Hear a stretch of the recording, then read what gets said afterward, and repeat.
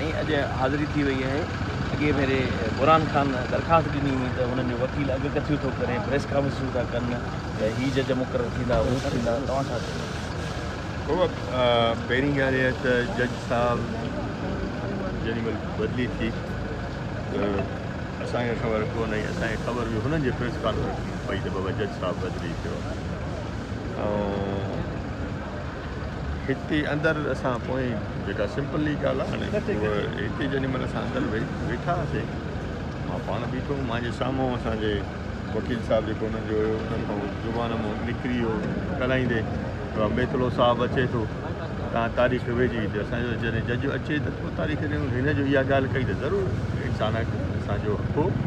उन शइ जी असांखे दरख़्वास्त या गवर्नमेंट खे या असांजे कोर्ट खे इतलात करणु त असांजो फ़र्ज़ु आहे बाबा उहो असां उन साम्हूं बल्कि हुननि जे हिते ओपन कोर्ट जे साम्हूं जंहिंमहिल असांखे तारीख़ मिले पई तॾहिं इहा ॻाल्हि पोइ असां इहा दरख़्वास्त कईसीं। अच्छा फ़रियादी धुरिजे हिन अॻकथी मां छा थो माना महसूसु थिए? ड्रामो त अॻे खां हले थो पियो हाणे बि हलंदो ड्रामो नेठ खुटंदो बाबा।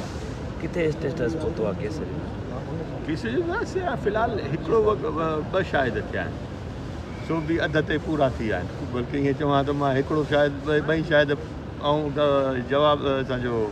फ़रियादी त ॻाल्हाइण में पाण जे ॻाल्हाइण में दुनिया में पधिरा थी विया आहिनि बाक़ी 30-35 शायदि ॿिया बि आहिनि अलाह कंदो उहे बि हली बीहंदा।